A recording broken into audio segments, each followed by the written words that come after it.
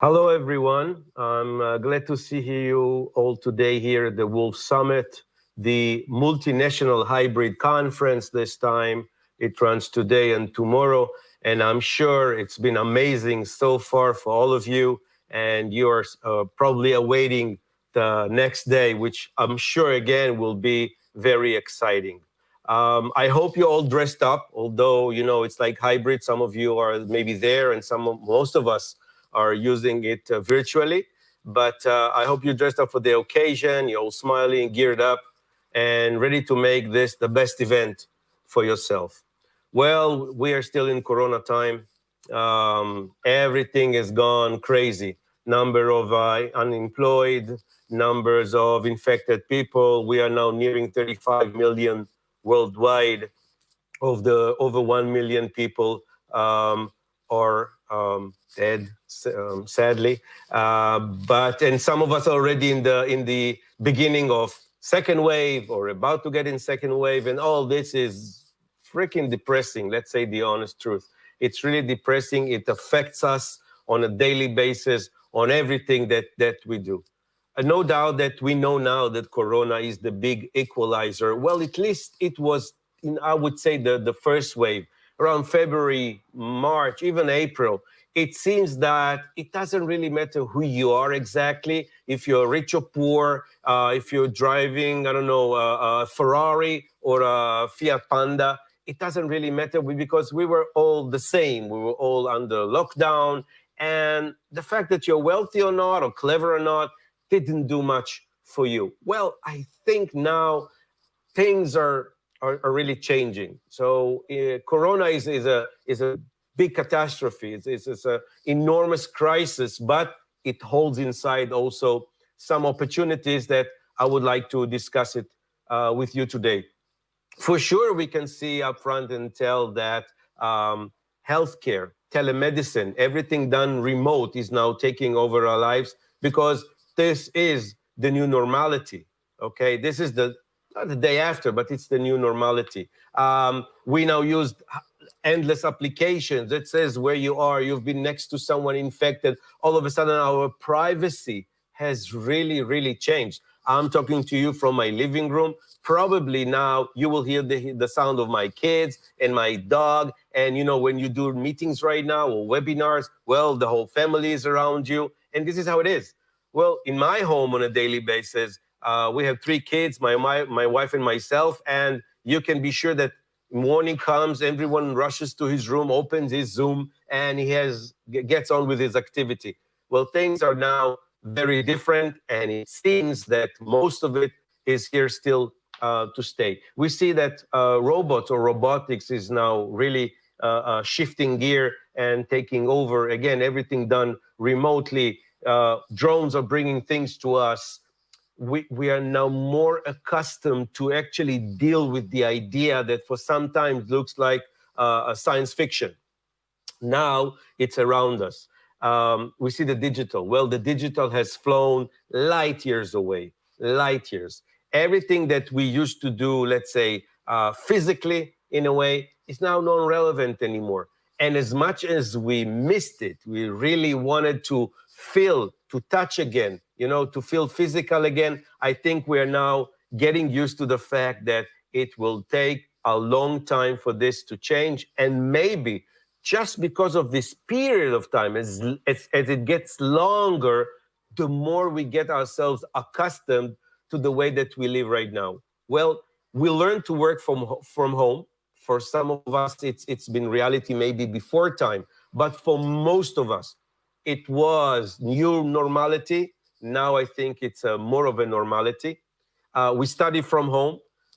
Study from home. Well, I think we can now agree all around the world, or mostly around the world, that remote learning or teaching is not that easy. The fact that we have computer with some internet and the teacher has a PowerPoint presentation, that's not remote learning. And we see the e-learning segment really speeding up to close the gap to get us ready for the new year that will about to open.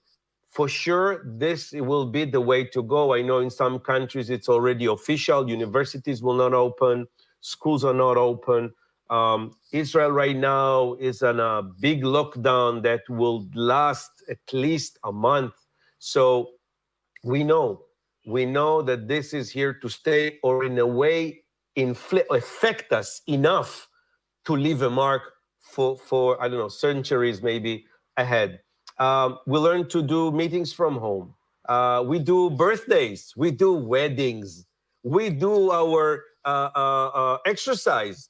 We do, I don't know, HIIT or cardio or weights or dumbbells or whatever. We do everything from home. By the way, we see that service has changed a bit. Now that we can use, I don't know, hairdressers and cosmeticians, well, now they send you a package with everything that you need to your home, and they instruct you. They teach you through the internet. So we see not just the shift, but we also see the adaptation. Now, my speech today is not about, it's not philosophy and it's not, human behavior, but I think that we can safely say now that after this period of time, that is about maybe 6, 7, 8 months, this after day, the new normality is here to stay, and we need to, I don't know to say if we need to adjust. I think most of us are already adjusted. We just need to flow, and it is fundamentally different than what we knew up until now. I think that part of the hardship, the difficulty now, is to continue on running our lives in a state of uncertainty, uncertainty economically. We don't know if we are still employed or unemployed. We don't know what will be tomorrow. And by the way, even if we stay employed, how will the new situation inflict our paycheck? For sure, we will not earn the same, because for sure, a large portion of the employment market is now getting fired or getting smaller because companies want to sustain themselves in the current situation of uncertainty, of difficulties. So we live a lot of fears about what would to come. So I've been giving this lecture, I think, over 40 times since I think I remember the date, April 30th of this year. And since then, I've done 40 times. And I think I can look back and see what are the changes. What did I speak about? By the way, everything is recorded. You are invited to watch my YouTube channel. All the lectures are there. So I think that it is 6 months into this gives us an ability to see the change rate. How quickly did we as humanity change and adapted to the new normal? Well, the fastest ones to deal with it, I think, were startups. Well, were entrepreneurs. Well, startups. Well, for startups, if you think about it, nothing really changed. Living uncertainty on a daily basis, not knowing what would tomorrow hold, not knowing, will we raise money? Will we launch the MVP on time? For sure, not on time, but sometime. This uncertainty is part, or the main part, of any startupper worldwide. Now, humanity, in a way, is in the same situation. Now, the question is, again, how to quickly adapt. And as I said, I think startups were the first to adapt, understanding that, well, if I've developed something for this use, now Corona gives me an opportunity, another option. For most people, it will be, I need to adapt myself. For startups, it would be, I need to take what I have done already. I see the opportunity. I look towards the future, and I do something with it now that will affect after. Still, well, we know it takes money, which is now even more difficult maybe to find, and it takes customers, first adopters. We know how it works. What I want to say is that those who are not with their heads into the ground, the ones who are not holding their heads and saying, oh my God, what can I do? But actually doing something about it would be the one that would prevail. Because, well, I don't know if I'm surprising you or not, investments are still ongoing. Startups still raise funds. Well, I can tell you in Israel, Israeli startups during the months of September, just a few days back, raised $1.2 billion.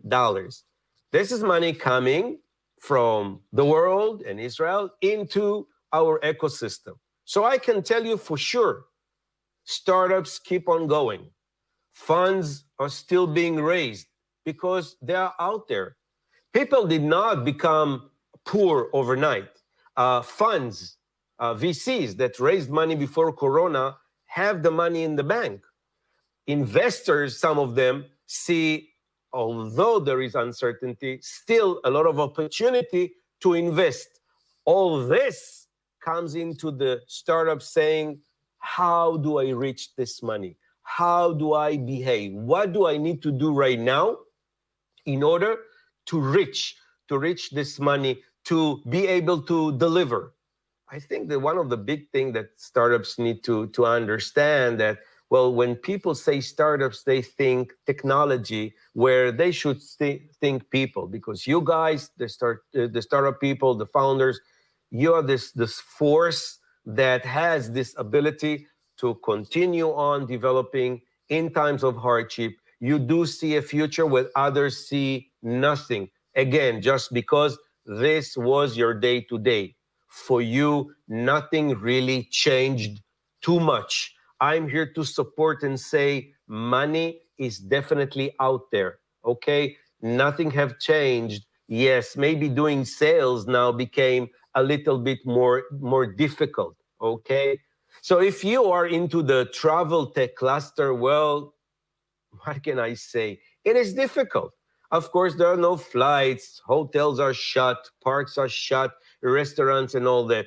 Question is, can you maybe twitch? Can you maybe go from an international level to the local level? Because on local level, people do go on holidays. People do move. I think in Europe, although, again, talks about going back because of the corona and all, still people need vacations because they are people. That's our behavior. That's our gene. We need rest. So the question is, how do you adapt to that? Okay, mobility. So smart mobility. So maybe we are moving less. Question is, can you offer us another way to move? Can you support the current change in what you do? And again, we know to say that now for sure we would need to learn how to live with corona until vaccine come. Okay, living with corona is hell, and I don't wish to any of you to get corona because it's really difficult. But what I'm saying is vaccine will come. Well, now they say next year or the year. What I'm saying, this is not forever. The big question is, what you're asking right now is, what do I do until this not forever comes? And this is why you are entrepreneurs. This is why you are innovative, a different breed of people that can come up with ingenuity and make it work for yourself. So what I want to say to you all is that you need to get on your, get moving. Stop sitting around and saying how miserable you are.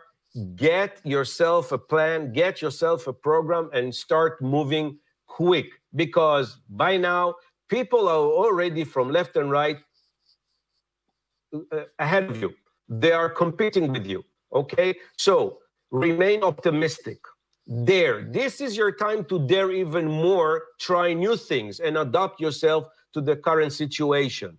This is an era that we did not know before, and yes, we need to adapt to it. Show your investor how versatile you are. Show your investor that although there is hardship, you are here to stay. You are adapted. You have decreased your expenses because you are flexible. You came up with new ventures, new income, and you are here to stay. You are not disappearing, have no doubt.